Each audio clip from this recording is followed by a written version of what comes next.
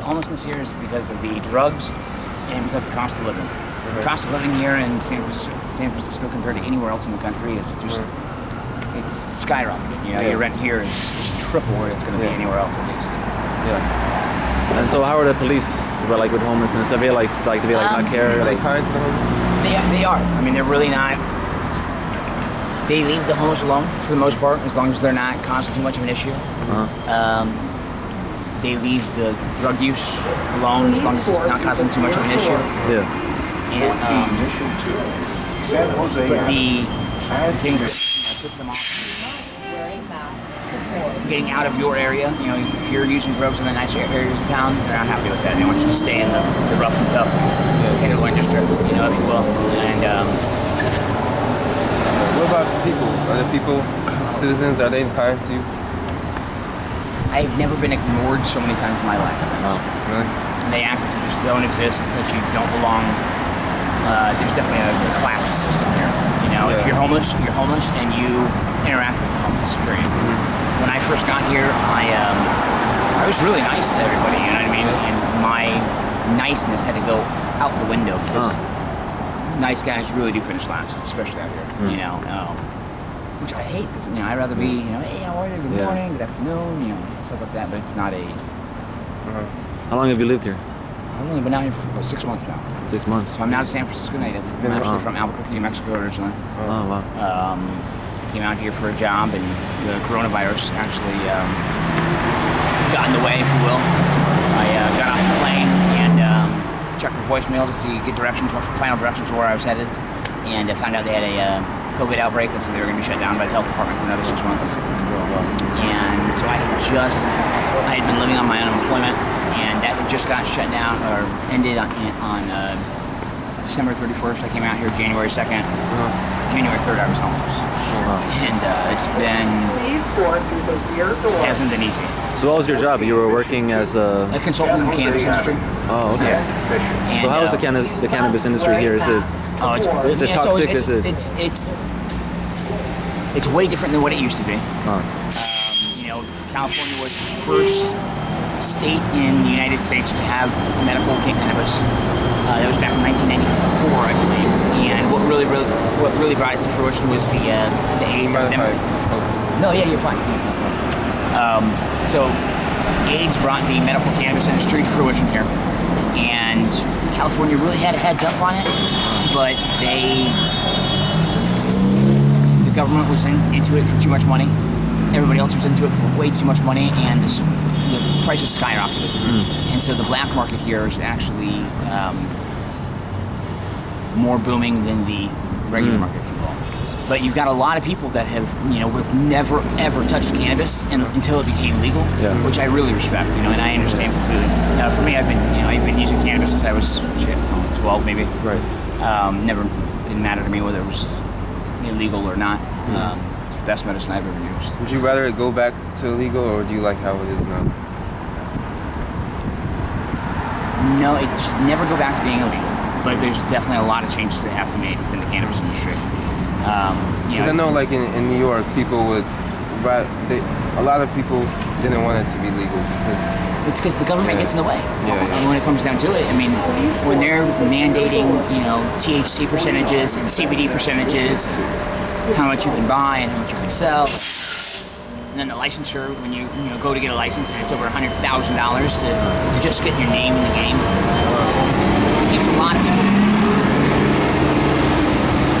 It keeps a lot of people from being able to enter the industry itself, you know. How you doing, Jake? And so, yeah, when it comes down to it, there's a lot of smaller mom and pop businesses that got pushed right out of the industry because they couldn't afford to stay legal, you know, and so they either had to choose to stay in the illicit market or just stop altogether. Yeah. Where do you like usually stay at night? Or like how does it work at nighttime?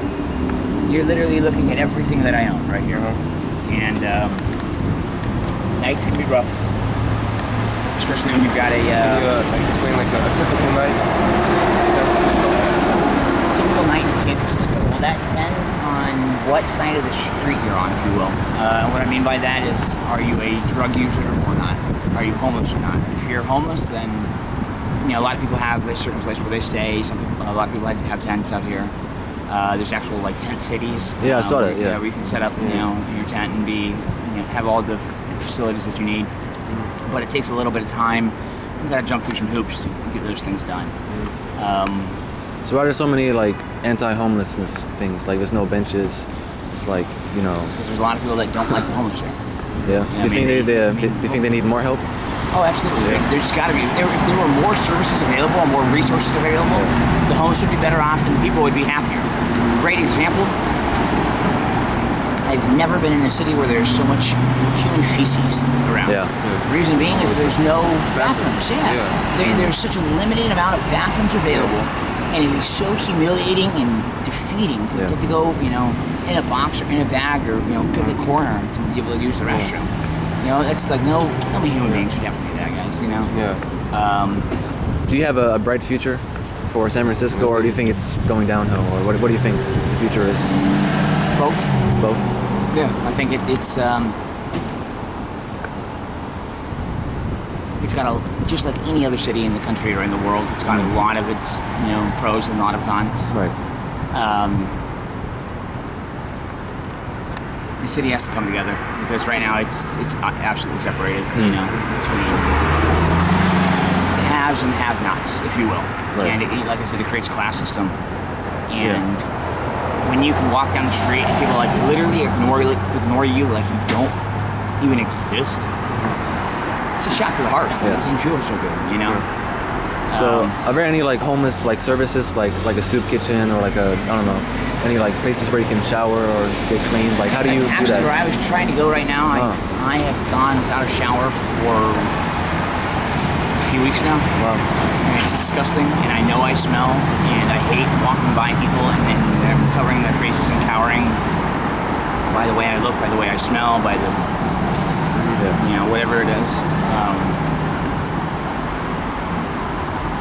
I wish there were more places for us to clean up and for us to change, where do you shower, all those usually things. Like where would you go to shower? Wherever I could, try to afford enough money for a hotel room for a night, or heading down here to a place off Cap Street where there's Cap Street right here.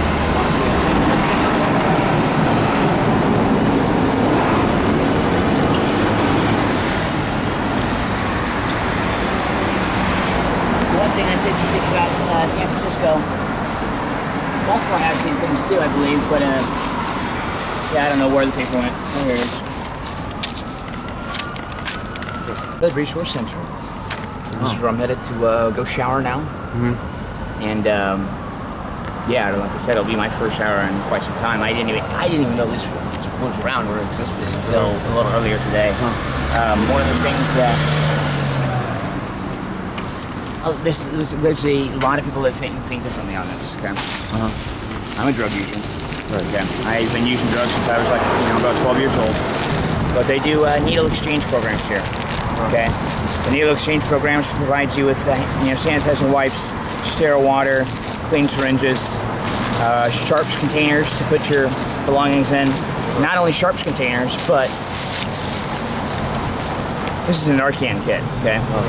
Whoa. Sorry about that. So if somebody overdoses, I draw up 2 milligrams of Narcan. I drop 2 milligrams of Narcan in this syringe here, and I put it in one of their primary muscle groups. Just maybe shoulder, thigh, or buttocks area, and this should bring somebody back from an overdose. How often do The problem right now, though, is fentanyl is so strong that generally heroin would take one of these bottles. Okay, the fentanyl is taking 3 of them often to bring somebody back. It's because of how strong the medication is, or the drug, or whatever it is. What are like the most common drugs? I'd say the 2 most common drugs, I'd say 3. 3 most common drugs in San Francisco: cannabis, fentanyl, and crystal meth. Where do you typically go? What do you mean? To use?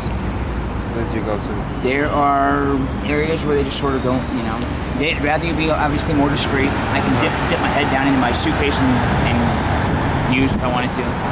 But they don't really mind that much. They don't like. What's that? They don't really like enforce it. Like They don't know. They're not going to enforce. I don't know how to put this. In San Francisco, they are a lot more kind to the drug user than they are anywhere else in the country. Anywhere else I've ever lived, you know, let's say back in Virginia even, or New Mexico, if you got caught with a crystal meth pipe in your hand or a syringe of heroin or whatever going in your arm, the cops would stop in a second and take you to jail. Would you rather be in jail? Because Sometimes, yeah. Sometimes I would rather be in jail because do homeless people purposely go to jail here just to get off the streets? not as much here, but in other cities, absolutely. Things are pretty so lenient here, and it's people don't necessarily do that. Sometimes I do wish I was in jail, just to have the 3 warm meals, place where I'm not freezing at night, and I ultimately feel safer. I don't know. well, how about like acid? Like, is that popular here? Because you always hear like so you got California. the haze, you got the Haight-Ashbury district, right? And that obviously has been very popular for